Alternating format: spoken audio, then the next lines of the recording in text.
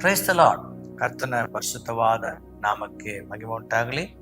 ಕರ್ತನಾದ ಯೇಸು ಕ್ರಿಸ್ತನ ಕೃಪೆಯು ಸಮಾಧಾನವು ಈ ಒಂದು ವಾಗ್ದಾನದ ವಚನ ಎಂಬ ಕಾರ್ಯಕ್ರಮವನ್ನು ವೀಕ್ಷಣೆ ಮಾಡ್ತಿರುವಂತ ಪ್ರತಿಯೊಬ್ಬರ ಮೇಲೂ, ನಿಮ್ಮ ಕುಟುಂಬದ ಮೇಲೂ ಬರಲಿ.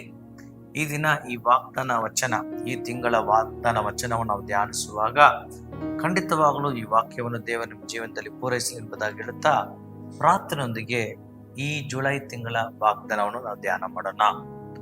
ಈ ಜುಲೈ ತಿಂಗಳು ನೋಡೋದಾದ್ರೆ, ಕಳೆದ 6 ತಿಂಗಳು ದೇವರು ನಮ್ಮನ್ನು ಈ 2025ನೇ ಇಸವಿಯಲ್ಲಿ ಅದ್ಭುತವಾಗಿ ನಡ್ಸ್ಕೊಂಡು ಬಂದಿದ್ದಾನೆ.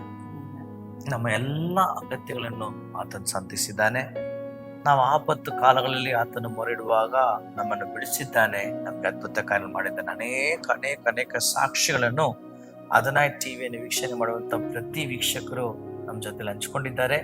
ಅದಕ್ಕಾಗಿ ನಾವು ದೇವರಿಗೆ ಕೃತಜ್ಞತೆ ಹೃದಯದಿಂದ ಸ್ತೋತ್ರವನ್ನು ಸಲ್ಲಿಸ್ತೇವೆ. ಈ ದಿನವೂ ಸಹ ಈ 7ನೇ ತಿಂಗಳ ವಾಗ್ದಾನ ಕೊರಿಂಥಕ್ಕೆ ಬರೆದಂತ ಪತ್ರಿಕೆ 15ನೇ ಅಧ್ಯಾಯದ 57ನೇ ವಚನವನ್ನು ನಾವು ಓದಲು ಕೇಳೋಣವೇ. 1ನೇ ಕೊರಿಂಥ 15:57. ದೇವರು ನಮ್ಮ ಕರ್ತನಾದ ಯೇಸು ಕ್ರಿಸ್ತನ ಮೂಲಕ ನಮಗೆ ಜಯವನ್ನು ಕೊಟ್ಟಿದ್ದಾನೆ, ಆತನಿಗೆ ಸ್ತೋತ್ರ. ಆಮೆನ್. ಆದರೆ ದೇವರು ನಮಗೆ ಕ್ರಿಸ್ತನ ಮೂಲಕ ಜಯವನ್ನು ಕೊಟ್ಟಿದ್ದಾನೆ, ಆತನಿಗೆ ಸ್ತೋತ್ರ.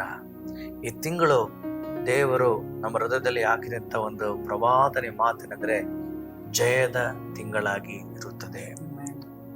ಸೋಲಲ್ಲಿ ಕುಗ್ಗಿ ಹೋಗಿದ್ದ ದೇವರ ಮಕ್ಕಳು ಕ್ರಿಸ್ತನಲ್ಲಿ ಈ ತಿಂಗಳು ದೊಡ್ಡ ಜಯವನ್ನು ಕಾಣಲಿದ್ದೇನೆ. ಈ ಜಯದ ಬಗ್ಗೆ ನಾವು ಧ್ಯಾನ ಮಾಡುವಾಗ ಅನೇಕ ಸಾರಿ ನಮ್ಮ ಜೀವನದಲ್ಲಿ ದೇವರು ಹೇಳಿದಂತ ಪ್ರವಾದನೆ ಮಾತುಗಳು, ವಾಗ್ದಾನಗಳು ಕಾರಣವೇನೆಂದ್ರೆ, ಆ ರೀತಿಯಾದ ಒಂದು ಪರಿಸ್ಥಿತಿ ನಮ್ಮ ಕುಟುಂಬಗಳಲ್ಲಿ, ನಮ್ಮ ಮನೆಯಲ್ಲಿ, ನಮ್ಮ ವೈಯಕ್ತಿಕ ಜೀವನದಲ್ಲಿ ಸೋಲನ್ನು ಅನುಭವಿಸಿದವರಿಗೆ ಮಾತ್ರ ಗೊತ್ತು ಆ ಸೋಲು ಎಷ್ಟು ನಾಚಿಕೆ, ಎಷ್ಟು ಅವಮಾನ, ಎಷ್ಟು ದುಃಖ ಅಂತೇಳಿ.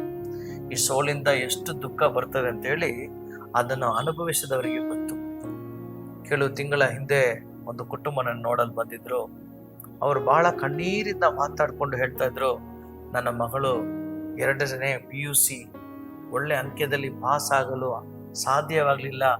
ಕಾರಣ ಏನಂದ್ರೆ, ಈ ರೀತಿಯಾಗಿ ಶರೀರದಲ್ಲಿ ಅವರಿಗೆ ಜ್ವರ ಬಂದು ಬಲಹೀನತೆ ಆಗಿ ಆ ಪರೀಕ್ಷೆಯಲ್ಲಿ ಅವಳು ಒಳ್ಳೆ ಮಾರ್ಕ್ಸ್ ಅನ್ನು ತೆಗೆದುಕೊಳ್ಳಲು ಆಗದ ಕಾರಣ ಆ ಅವಮಾನವನ್ನು ತಡೆದುಕೊಳ್ಳದೆ ಆತ್ಮಹತ್ಯೆ ಮಾಡ್ಕೊಂಡ್ಳು ಅಂತ ಹೇಳಿ ಬಹಳ ಅವರು ಆ ವಿಷಯದಲ್ಲಿ ಕಣ್ಣೀರಿನ ನನ್ನ ಜೊತೆ ಮಾತಾಡ್ತಾ ಇದ್ರು. ಹೌದು, ಸೋಲು ಬಂದಾಗ ಮನುಷ್ಯನ ಯೋಚನೆ ಏನೇನೋ ಬರುತ್ತೆ. ಯೋಚನೆ, ನಾನು ಇರಬಾರ್ದು, ನಾನು ಸತ್ತೋಗ್ಬೇಕು, ಊರು ಬಿಟ್ಟು ಹೋಗ್ಬಿಡ್ಬೇಕು ಅಂತೇಳಿ ಆ ಸೋಲಲ್ಲಿ ಇರೋರಿಗೆ ಎಷ್ಟೋ ಕಣ್ಣೀರು, ಎಷ್ಟೋ ದುಃಖ.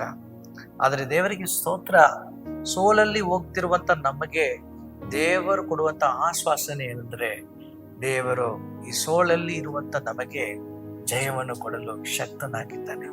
ಈ ತಿಂಗಳು ನೀವು ಸಹ ಅನೇಕ ಕಾರ್ಯಗಳಲ್ಲಿ ನೀವು ನೊಂದ್ಕೊಳ್ತಾ ಇರ್ಬೋದು.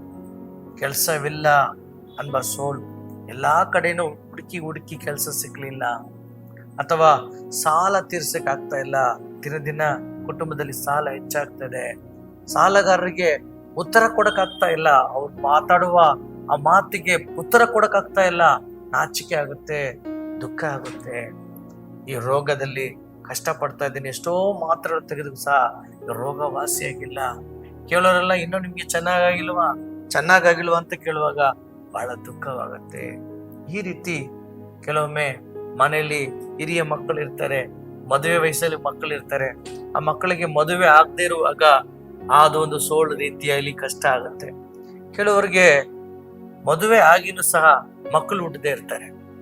ಸೊ ಪ್ರಿಯರೇ, ನೀವು ಯಾವುದೇ ಪರಿಸ್ಥಿತಿಯಲ್ಲಿ ಇದು ನನ್ನ ಜೀವಿತದ ಸೋಲು ಅಂತೇಳಿ ನೊಂದ್ಕೊಳ್ತಾ ಇದ್ರೆ, ಈ ದಿನ ಪ್ರವಾದನೆ ಮಾತಾಗಿ ದೇವರು ನಮ್ಗೆ ಕೊಡುವಂತ ವಾಗ್ದಾನ ಏನಂದ್ರೆ, ಸೋಲಿನ ಮಧ್ಯದಲ್ಲಿ ಯೇಸುವಿನ ನಾಮದಲ್ಲಿ ನಮಗೆ ಆತನ ಜಯವನ್ನು ಕೊಟ್ಟಿದ್ದಾನೆ.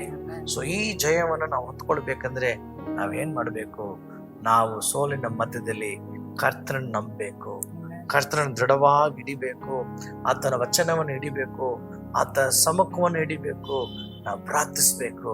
ಈಗ ನಾವು ಮಾಡುವಾಗ, ಈ ರೀತಿಯಲ್ಲಿ ನಾವು ಮಾಡುವಾಗ ನಿಜವಾಗ್ಲೂ ಜಗದ ಮೇಲೆ ಜಯವನ್ನು ದೇವರನ್ನು ಕೊಡಲು ಶಕ್ತನಾಗಿದ್ದಾನೆ. ನಮ್ಮ ಜೀವನದಲ್ಲಿ, ಕರ್ತನ ಮಕ್ಕಳ ಜೀವನದಲ್ಲಿ ಬರುವಂತ ಎಲ್ಲ ಹೋರಾಟಕ್ಕೂ ಆತನು ಜಯವನ್ನು ಕೊಟ್ಟು ಆ ಹೋರಾಟಗಳಿಂದ ನಿಮ್ಮನ್ನು ಹೊರಗೆ ತೆರೆಯುವಾಗ ನಿಮ್ಮ ಸುತ್ತಲಿರುವರು ಹೇಳ್ತಾರೆ, ನೀವು ಆರಾಧಿಸುವ ದೇವರು ಆ ಜೀವವುಳ್ಳ ದೇವರು ನಿಮಗೆ ಜಯವನ್ನು ಕೊಟ್ಟಿದ್ದಾನೆ ಅಂತ ಹೇಳಿ. ಹೌದು, ಒಂದು ಸಾರಿ ಎಲ್ಲಾ ಒಂದು ಕೆಟ್ಟ ಜನರು ಸೇರಿ, ಎಲ್ಲರೂ ಸೇರಿ ಏನ್ ಮಾಡಿದ್ರು, ಒಂದು ದೇಶದ ರಾಜವನ್ನು ದೇವರಾಗಿ ಮಾರ್ಪಟ್ರು. ದೇವರಾಗಿ ಆರಾಧಿಸಲು ಪ್ರಾರಂಭಿಸಿ 30 ದಿನಕ್ಕೆ ಆತನನ್ನು ಮಾತ್ರ ಪೂಜಿಸಬೇಕಂತ ಹೇಳಿ ಒಂದು ನಿಯಮವನ್ನು ತಂದರು ದೇಶದಲ್ಲಿ. ಇದು ನೆಬೂಕದ್ನೆಚ್ಚರ ಕಾಲದಲ್ಲಿ. ಆಗ 3 ವ್ಯಕ್ತಿಗಳು ಮಾತ್ರ ನೀತಿವಂತರು, ದೇವರಿಗಾಗಿ ಭಯಭಕ್ತಿ ಉಳ್ಳವರು, ಅವರು ದೇವರನ್ನು ಮಾತ್ರ ಆರಾಧಿಸ್ತಾರೆ ಅಂತೇಳಿ ಬಹಳ ದೃಢವಾಗಿ ನಿಂತುಕೊಂಡಿದ್ದ ಕಾರಣ ಅವರನ್ನು ಆ ಒಂದು ಬೆಂಕಿಯಲ್ಲಿ ಅವರನ್ನು ಹಾಕಿದ್ರು. ಎಂತಹ ಶೋಧನೆ ನೋಡಿ, ಬೆಂಕಿಯಲ್ಲಿ ಅವರನ್ನು ಸಾಯಿಸೋದಕ್ಕಂತಲ್ಲಿ ಬೆಂಕಿಯನ್ನು ಉಂಟು ಮಾಡಿ ಆ ಬೆಂಕಿಯಲ್ಲಿ ಹಾಕೋದು. ಯಾರನ್ನೋ? ದೇವರನ್ನು ಆರಾಧಿಸೋರಿಗೆ.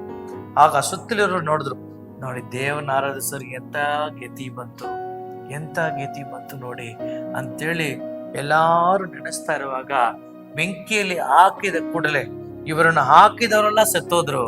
ಆದ್ರೆ ಇವರು ಮಾತ್ರ ಬೆಂಕಿಯಲ್ಲಿ ಕುಣಿತಾ ಸ್ತೋತ್ರ ಮಾಡುತ್ತಾ ದೇವರ ಪ್ರಸನ್ನತೆಯನ್ನು ಅನುಭವಿಸ್ತಾ ಇವರು 3 ಮಧ್ಯದಲ್ಲಿ ದೇವರೇ ಇಳಿದು ಬಂದು ಅವರ ಮಧ್ಯದಲ್ಲಿ ಚಲಿಸಿದ್ರಂತಾಗಲಿ ದಾನಿಯೇಲ 3ನೇ ಅಧ್ಯಾಯದಲ್ಲಿ ನಾವು ಓದ್ತೇವೆ.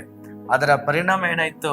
ನೆಬೂಕದ್ನೆಚ್ಚರ ತಾನೇ ದೇವರಂತ ನೆನೆಸ್ಕೊಂಡಿದ್ದ ಆತನು ಹೇಳ್ತಾನೆ, ಈ 3 ಆರಾಧಿಸುವಂತ ದೇವರೇ ಜೀವವುಳ್ಳ ದೇವರು. ಬೆಂಕಿಯಲ್ಲಿ ಯಾರು ಹಾಕಿದ್ರೋ ಆತನ ಬಾಯಿಂದ ಈ ಮಾತು ಬಂದು ಅವರೇ ಹೇಳ್ತಾನೆ, ಅವರು ದೇವರ ಸೇವಕರು, ಅವರನ್ನು ಹೊರಗೆ ಕರೆಯಿರಿ, ಅವರ ದೇವರನ್ನೇ ನಾವೆಲ್ಲರೂ ಆರಾಧಿಸಬೇಕಂತ ಹೇಳಿ ನೆಬೂಕದ್ನೆಚ್ಚರ ಹೇಳ್ತಾನೆ.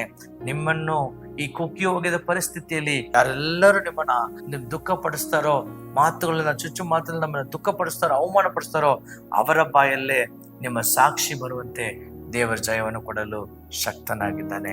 ಆದ ಕಾರಣ ಬನ್ನಿ, ನೀವು ಕೈ ಎತ್ತಿ ನನ್ನ ಜೊತೆಲಿ ಪ್ರಾರ್ಥಿಸಿರಿ. ಜಯವನ್ನು ಕೊಡುವ ದೇವರೇ, ಅದ್ಭುತಗಳನ್ನು ಮಾಡುವ ದೇವರೇ ಅಂತ ಹೇಳಿ ನಾವು ಪ್ರಾರ್ಥಿಸೋನ್ವೆ.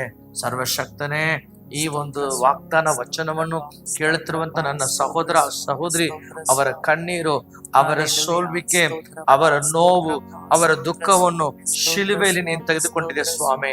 ನಮ್ಮ ಸೋಲನ್ನು ನಿನ್ನ ಮೇಲೆ ತೆಗೆದುಕೊಂಡು ನಿನ್ನ ಮೇಲಿರುವಂತ ಜಯವನ್ನು ನಮಗೆ ಶಿಲುಬೆಯಲ್ಲಿ ಅನುಗ್ರಹಿಸಿದೆ ಸ್ವಾಮಿ. ಈ ಒಂದು ಕಾರ್ಯಕ್ರಮವನ್ನು ವೀಕ್ಷಣೆ ಮಾಡುತ್ತಿರುವಂತ ಪ್ರತಿಯೊಬ್ಬರ ಜೀವನದಲ್ಲೂ ಅದ್ಭುತ ನಡೆಯಲಿ.